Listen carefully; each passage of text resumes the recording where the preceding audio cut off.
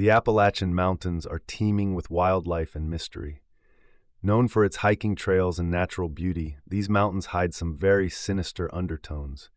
It is a place where the sinister can easily hide. Maybe it means people who hunt other people. Maybe it means spirits that are supposed to be nothing more than legend. Maybe it means monsters who prowl the mountain-studded landscape. Today, we're exploring the hauntingly true experiences survivors have shared of the horrors in the Appalachian Mountains. Now let's begin. Before my brother saved me, he wasn't such an active person, but I enjoyed nothing more than him chatting and giving me life advice. Just a little bit about him. He was a Marine, a big-shot finance guy, drank a lot of whiskey, and a general tough guy. I wouldn't want to fight him, even though he had to use a cane towards the end. I can always tell if I should date a boy based on how much fear is in their eyes while I gleefully introduce them to my brother. Only one has made the cut so far. The others usually end up making some excuse as to why they don't want to come to my family outings with me. But based on that look, I always knew. Some girls would have been offended by that a family member would make boys run away, but not me. I always knew he could just tell. My brother could just tell when people had the best interests in mind or not. He loved me unconditionally, and from what I could tell about other people with siblings, this isn't a very common thing. Nothing and no one has ever had a chance to hurt me, and I owe that to him. He has recently passed on, but I know I should tell this story in his honor. He and I used to love to go camping and hiking together. I would do anything with him, considering he was 10 years my elder, and I felt that he had a lot to show me. One time we decided to do a semi-large part of the Appalachian Trail, nearest our New York home at the time. Most of the trail at the time was off-limits due to the weather, but we planned to do 12 miles in a single day. It was great for 12-year-old me that he allowed me to go with him, even though he knew it would take a much longer time. I was overjoyed. We talked, we laughed. I laid out all my problems in the open, and he, without hesitation or really trying to think about it, sorted them out and put everything into a different and more convenient perspective. Everything was going great on this trip until I felt his hand on my back tugging on my pack. He didn't say anything, but I could tell that something was wrong. He usually wouldn't do something like that without saying anything. When I looked at him, he was looking off into the distance. I followed his gaze over to what he was looking at. I then whispered, "Is that what I think it is?" He whispered back, "No." The dark figure heard us and turned. My brother then said, "Don't run, just get behind me." I only got a glance of it. It wasn't until I approached it that I knew what I saw wasn't what I thought it was. My brother was 6'4", and I knew something bad was about to go down when he unstrapped his large hunting knife from behind him, then stood in what I can only describe as a boxing-style stance. The creature approached us. My first thought of it being a bear was entirely wrong. It wasn't even something I'd ever seen on TV. It wasn't something I'd ever heard of, wasn't something I would even think could exist. It stood over my brother, and I got a good look of its face. It had massive teeth, soulless, dead eyes. Its shoulders were far too broad, and it seemed to be intent on hurting us. My brother never broke eye contact, and his head began tilting higher and higher as this thing came closer. He was screaming at it, trying to scare it away to no effect. He knew he had to play aggressive, and it took me a second to realize that he was actually yelling at me. Instructions. He was telling me that when he swings his knife, I had better run the other way and get in the truck. He said that his keys were in his pocket and that I needed to reach for them.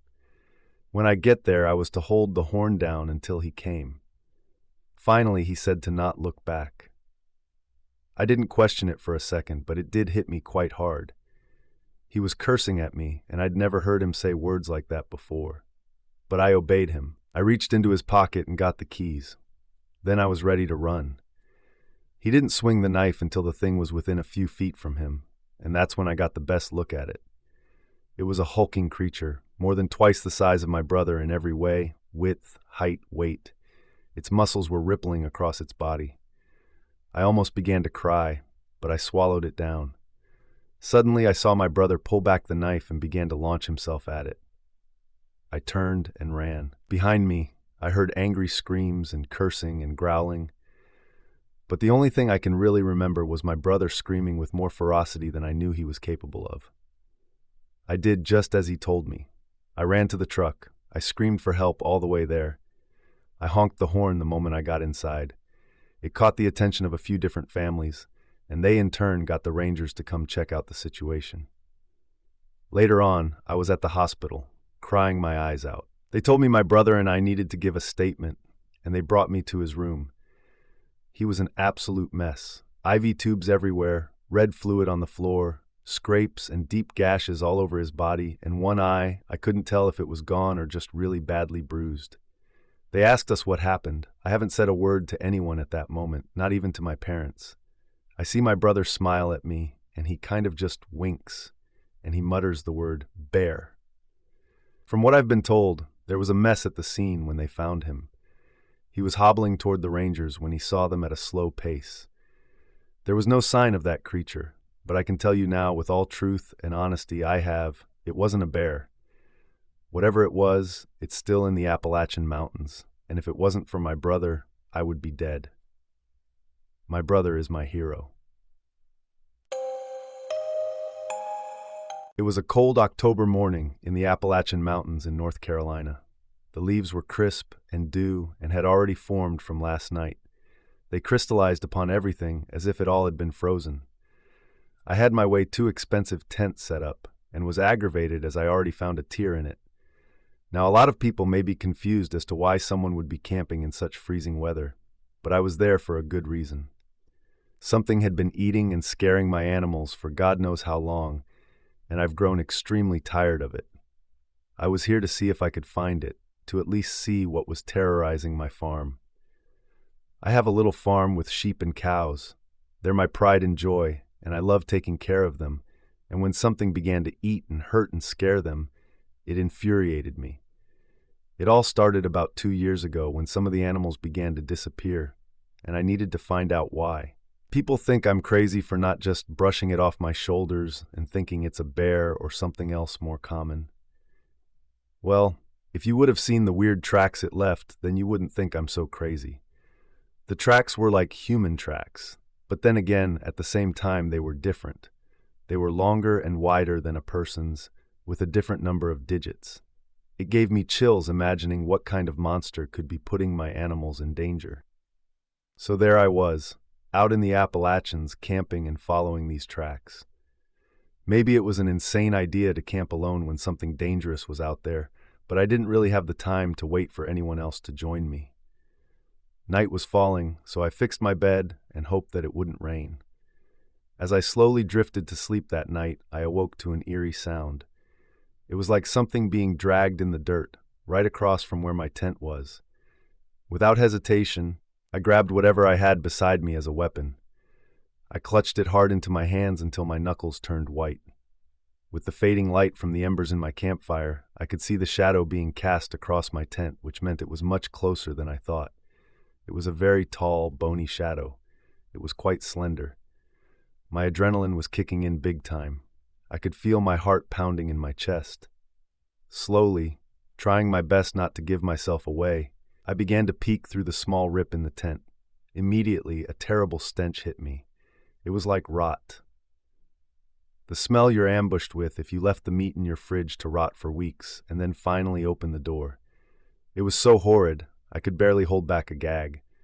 I may be crazy, but I was not crazy enough to get out of my tent and check out whatever that thing was. Quietly, I laid back down and I waited for the creature to pass. Once it did, and once the smell finally left, I went to sleep. Maybe that's what happens when the adrenaline wears off. The following day, I woke up hoping that whatever that thing was gone still. As I unzipped the tent, I looked around a bit before finally stepping out. That thing had definitely been dragging something. Dirt was drug up from the weight of the object, and there was red fluid in the dirt, a reminder of what I heard last night. And then I saw a piece of wool and realized that thing had probably taken another of my sheep. As the anger built up inside, I reminded myself that I would find this thing and put a stop to it. I began to follow the dragging trail. The red fluid stopped at a large cave dug into the ground. It was lined with old brown pine straw. I wanted to go in, but I knew that would be a bad idea, especially if that's what the creature called its home. I turned around and began to walk back to my tent. I realized I should come back with something I can protect myself better with, as I'd stupidly left everything at the tent. As I'm walking back, everything's more quiet than it was before. The birds have stopped singing, and the wind had even died down. It reminded me to be cautious. As they say, when it all goes quiet, there is a predator around. I slowed my walking down because whatever it was, I did not want it to hear me. As I continue to walk, I hear a twig crack nearby, and I know for sure that that wasn't me. I slow down and slouch, hoping whatever it was doesn't see me. My heart is practically beating out of my chest at this point. I begin to stand up again, but as soon as I'm all the way up, the creature from last night is standing right in front of me. I've never felt such fear or surprise. I'm frozen there. I'm completely defenseless, looking at something otherworldly. Let me describe it to you as best I can. It's almost human, but not quite. Its skin is a deep gray, like it's lifeless. It's a few feet taller than I am, and I'm nearly 6 feet tall, and its teeth were sharp like daggers. Its hands hang low, down to what appear to be knees. It's something straight from a nightmare, and it was only a few feet away from me. I stand completely still, trying not to even breathe. The smell is too awful, though. I'm having trouble keeping my breakfast down. I grab a stick nearby me, and I stare back at the creature, but then everything becomes blurry, then black. When I wake up, I feel like I've been drugged. Maybe it's my mind playing tricks on me, but then I look around. I realize I'm nowhere near my campsite, and if I had to guess, to my horror, I was in that thing's little hole, the one that I was trying to avoid. There were bones everywhere, as far as I could see. They were scattered across the floor and lined the walls. I didn't see the creature itself anywhere, and I prayed that it was either gone or much deeper in the cave. As I began to stand up, I suddenly fall. I feel weak, and I have no idea how long I've been out. I begin to hit my legs, pinch them, trying to get the feeling and blood going so I could leave this godforsaken hole. I was never prepared for something like this. I was panicking big time. Fear of the dark, fear of claustrophobia, fear of that thing being anywhere at any point in time. It had obviously dragged me in here, so it would certainly be back for me. That's when I begin to hear the gurgling sound coming from deeper in the cave. My legs are still asleep, but they're getting closer. I'm desperate to stand up now, but I continue to fall every time I try. Closer and closer the sounds come, and I have no way to escape, no way to get further away from them. Then the gurgling sounds stop right behind me. I know it's there. I know it's looking at me, watching me try to escape in futility. I turn and face it, and I'm horrified to see it smiling like it's a person.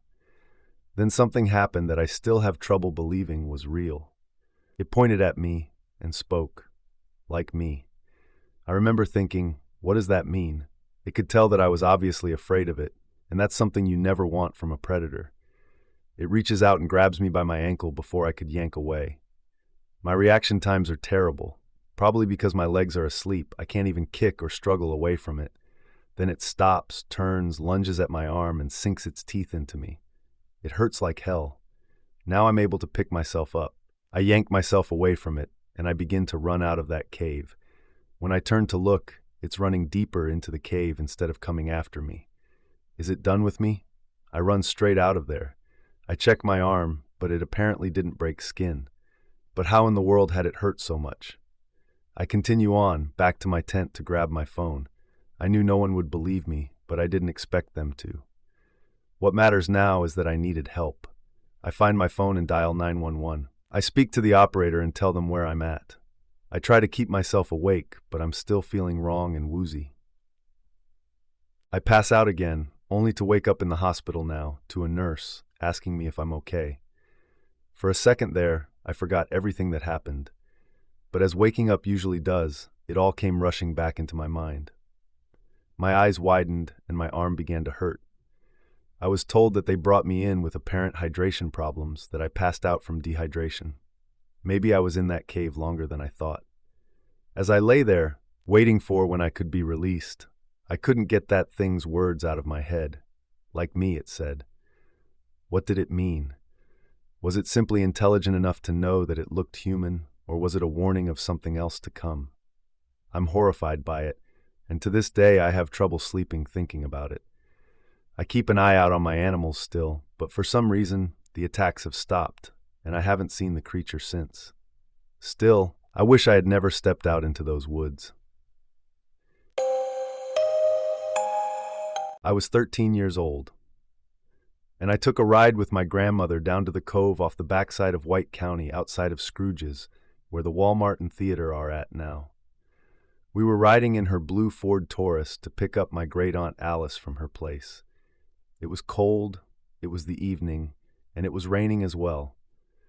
The lightning was illuminating the clouds overhead. I was never frightened by weather or thunder and lightning. It's a common thing you find in Southwest Virginia. We had pulled into the family farmland after pulling off the back road. The path to the farm was dirt and gravel and muddy as well. It sat back on the hollow of two peaks behind it. As we pulled up, my grandmother turned off the car and waited with me inside for Aunt Alice to come out. I was bored, and like any curious teenager, I looked out the back passenger window. I was just trying to pass the time and let my mind wander. I had just been getting over my other grandmother's passing, so I felt a good way to get over that was to spend time with my only remaining grandmother. As I was looking across the road, I noticed the thunder and lightning become both more illuminating and intense as well. My grandmother leaned close to comfort me. "Don't worry, Tim. She should be out soon, and we'll be on our way then." For a brief moment, I felt comforted, but as I looked closer to the hilltop across the road, I noticed something strange. What appeared at first as a midnight blue soon changed to a slight royal navy blue color. I panicked and screamed for my grandma. Quickly, she snapped to attention and looked out the window. She looked and saw nothing to worry about and reassured me. She said she was right there and nothing bad was going to happen. I took this to heart. Soon enough, Aunt Alice showed up with an umbrella and cane. She was hunched over in her fragile state. She walked her way out with that fiery spirit of hers, and she climbed into the car. Aunt Alice greeted me and patted me on the head. The two decided we would wait in the car for the rain to pass, if possible, before departing to go to her home back in town. 20 minutes had passed since my aunt got in the car, and again my mind began to wander. I was now just looking up at the hilltop nearby. Once again the sky lit up like it did that last time, freaking me out, and my grandmother said it was nothing to worry about once more. But suddenly, after my grandma looked out of her window, she shouted, "Alice, look!" All of us turned toward the ridgetop. At first I thought it was lightning, but it was in a ball sort of shape. It had a greenish-blue haze about it, but once the haze faded around it, it began to swell and pulse until at that point the outline took a shape. I began to choke with fright, not sure what I was looking at, but at the same time I was in awe. All my great-aunt and my grandmother could do was pause and glance at each other, then look back up to the ridge. The figure walked in a pace almost tense, anxious, yet determined. It startled me. Lightning is energy. It doesn't take form like a person, and it doesn't have intelligence. I saw my Aunt Alice grab her Bible, and the two prayed, and I joined them. From that point, the figure vanished. My aunt and grandma both decided with this tense moment gone, it was time we left. As she started the car and pulled out, we went down the hill and toward the gate. I quickly got out to open it, then close it after the car pulled through. Then I rushed back in and hopped inside. We would drive further down the old road, talking about what we saw. Little did we know that it wasn't over. My Aunt Alice alerted us again. With a gasp, she said, "There it is." At the top of the ridge where it paralleled with the back road, it seemed to be rushing side by side with my grandma's car. It was that figure with no face, no expression, just an outline of energy. It kept pace with us. My grandmother basically floored it, and the engine roared to life. Normally sweet and well-mannered, my grandma was now done with this. The car picked up speed, and we screeched to a halt, seeing a tree fall over in front of us. The figure was behind us on the ridge now, but it was catching up fast. I saw my grandmother grab tightly on the wheel and close her eyes before screaming, "Just leave us alone." After that, there was nothing. The thunder, the rain, the tree in front of us in the road, and us in the blue Ford Taurus. Everything went calm again, and the figure was gone. A driver happened along the scene and helped us move the tree. Afterwards, we got back in and went home. That night, I don't think any of us were getting any rest. My parents would later make it back after spending some time at my mom's high school reunion. My grandmother and aunt would explain the story to them, but they were too tired to care. It had been a long night, I guess. I haven't been back up that cove in a long time, not even after both my grandma and my great-aunt passed away. Yet at the same time, I make sure when going down a back road, I know what the weather is going to be, and I'm always mindful of my surroundings. Some things in life are meant to be left alone and not pursued. This was one of those things. These mountains provide the ultimate hunting grounds for the most strange and bizarre beasts, creatures that continue to elude us for one reason or another. Sure, the Appalachian Mountains are great for hiking and camping and making memories with your dear family. But what do those memories really matter if your family ends up in the belly of a monstrous nightmare? When you visit these ominous mountains, be sure to go prepared. One minute you may be having the time of your life, and the next you may not have a life at all. Good night. I'm sorry these episodes have been so short on new stories. If you enjoyed this episode, be sure to like, share, comment, and subscribe. Don't you worry, more scary stories are on the way soon, so stay tuned.